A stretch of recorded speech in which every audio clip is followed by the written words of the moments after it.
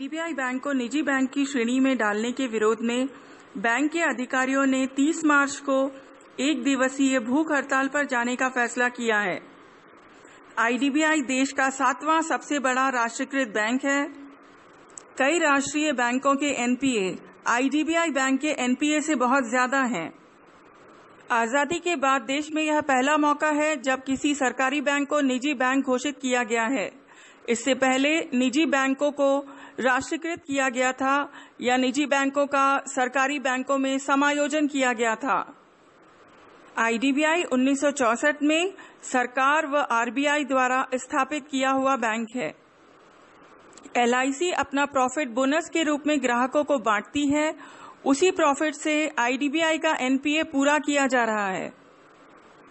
IDBI bank के कर्मचारियों का कहना है कि सरकार को उनकी सहायता करनी चाहिए जिससे कि बड़े लोन के डिफॉल्टरों को पकड़ा जा सके। लेकिन ये जरूर है कि जो बड़े लेवल के जो लोन्स होते हैं जो हजारों करोड़ में, वो बड़े अधिकारियों की मिलीभगत से दिए जाते हैं और एक कोलेटरल सिक्योरिटी जो लेनी चाहिए अगर वो नहीं है और उतना बड़ा लोन मारा जा रहा है तो ये बिना मिलीभगत के संभव नहीं है, जिसमें छोटे लेवल के कर्मचारी अधिकारी किसी भी हालत में शामिल नहीं हो सकते। इसमें बड़े लेवल के कर्मचारी और अधिकारी शामिल होते हैं जिन पे सीबीआई इंक्वायरी होनी चाहिए। ऐसे लोगों को जेल के पीछे होना चाहिए और किसी भी हालत में बड़े उद्योगपतियों को इस तरह का बेल आउट पैकेज नहीं मिलना चाहिए या सरकार के जनता के पैसे को मारने का हक नहीं है किसी को भी। वो लोग जेल के पीछे होने चाहिए, वो अरेस्ट होने चाहिए और इस पैसे की रिकवरी जल्दी से जल्दी की जानी चाहिए, क्योंकि बड़े बड़े उद्योगपतियों को जिस तरह सरकारें बचा देती हैं, ये भी एक तरह की उसी की प्रक्रिया इस बैंक को प्राइवेटाइज करने की। मैं समझता हूँ हम इसके पक्ष में नहीं है और ये नहीं होना चाहिए। आप इन लोगों का समर्थन करें? मैं इस बात का बिल्कुल समर्थन करता हूँ कि बैंक प्राइवेटाइज नहीं होना चाहिए, बल्कि जो अधिकारी बड़े लेवल के जिनकी वजह से बैंकों का पैसा डूबता है, ऐसे लोगों के खिलाफ सख्त कार्रवाई होनी चाहिए और उन कंपनियों से को जब लोन दिया जाता है उसमें पहले देखना चाहिए कि क्या उनकी वर्थ इतनी है या नहीं है।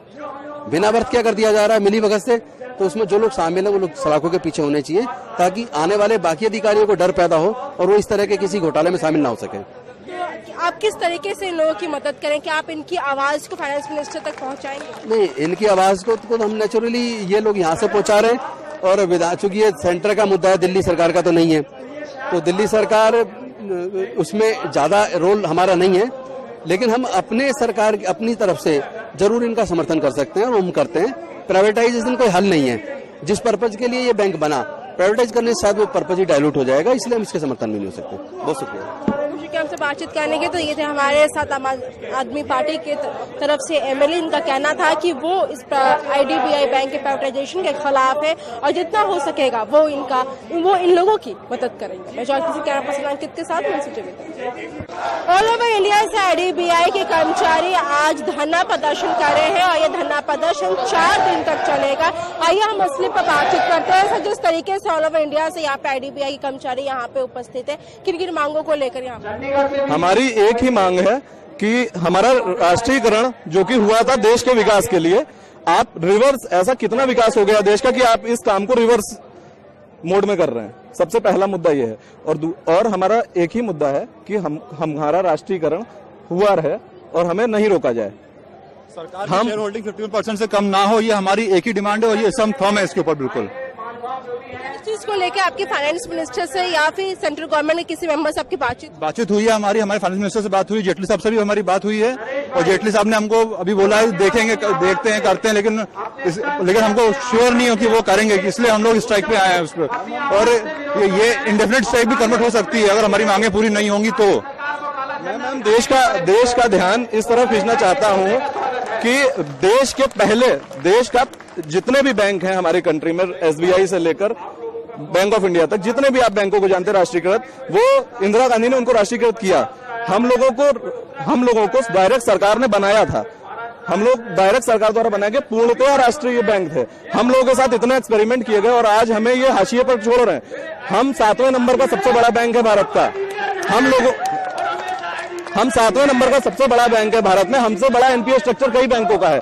संसद ने हमको दोनों पटलों में एश्योर किया था, एश्योरेंस दिया था हमको संसद ने कि हम आपको कभी राष्ट्रीयकृत नहीं, 51% से स्टेक आपका कभी कम नहीं करेंगे। लेकिन आज मोदी जी जो कि संसद की इतनी इज्जत करते हैं, जिसको चूम के वो संसद के अंदर जाते हैं, वो विकास का कोई भी मुद्दा क्या देश में खत्म हो गया है कि एक बैंक को एक बैंक को ही आप बेचने चल दिए हैं, चाइनीज कंपनी को बेचा जा रहा है ये बैंक। तानाशाही नहीं चलेगी उनकी, बिल्कुल भी इस तानाशाही का विरोध। और ये एक तरीके से इनऑर्गेनिक है, मेक इन इंडिया का डायरेक्ट इन्वेस्टमेंट नहीं आ रहा, तो इंडिया में जो कंपनी काम कर रही है उनको फॉरेन कंपनीज को बेच दो और बोलो मेक इन इंडिया हो रहा है। ये मेक इन इंडिया नहीं है, ये इनऑर्गेनिक तरीका है, ये एक्सेप्ट नहीं करेंगे हम।